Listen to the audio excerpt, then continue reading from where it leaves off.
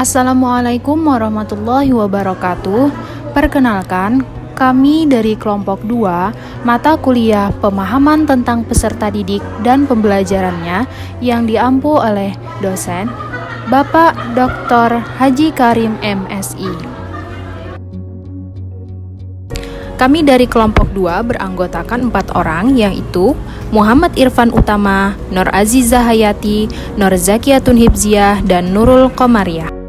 Pada kesempatan kali ini, kami akan membahas karakteristik peserta didik berdasarkan teori perkembangan kognitif dan teori perkembangan sosial emosional.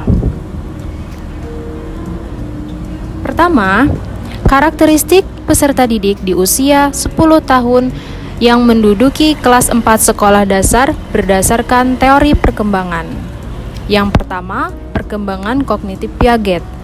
Piaget berpendapat bahwa kemampuan kognitif adalah sebuah proses genetik yang didasarkan pada mekanisme biologis perkembangan sistem saraf.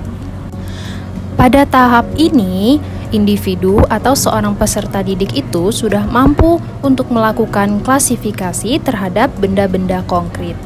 Nah, operasi konkret adalah tindakan mental yang dapat dibalik yang berkaitan dengan objek nyata dan konkret.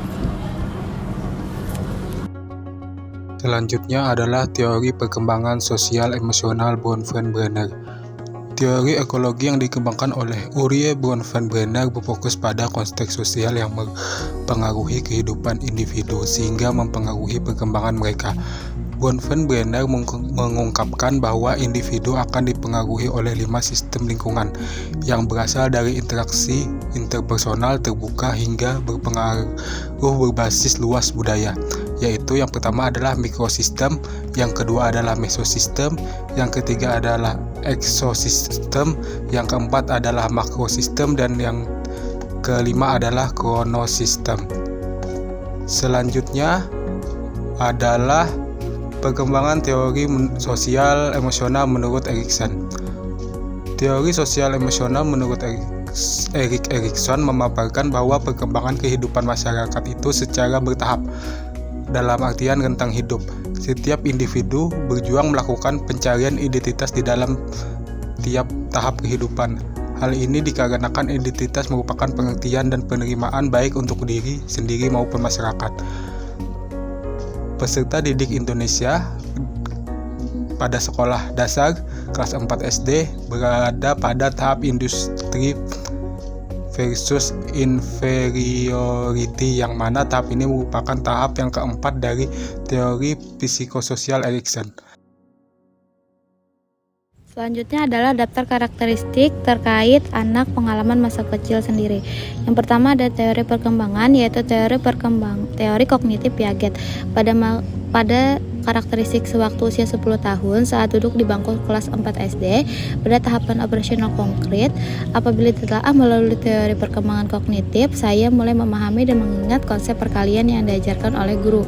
Kemudian yang kedua ada teori sosial emosional menurut Bronfenbrenner. Karakteristik sosial emosional menurut Bronfenbrenner sewaktu usia 10 tahun. Pada waktu itu mikrosistem interaksi yang terjadi pada pengaruh lingkungan antara saya dan lingkungan, seperti lingkungan keluarga, sekolah, teman dan sebagainya. Kemudian yang ketiga ada teori sosial emosional menurut Erikson. Karakteristik sosial emosional Erikson sewaktu usia 10 tahun, saya memasuki tahap industri versus inferiority. Saat menginjak tahap ini, saya senang dengan dorongan dan motivasi orang tua dan guru saat belajar di sekolah, karena dengan dukungan mereka saya memiliki motivasi belajar yang tinggi. Selanjutnya adalah cara mengembangkan fungsi kognitifnya serta sosial emosionalnya. Yang pertama, mengembangkan fungsi kognitifnya.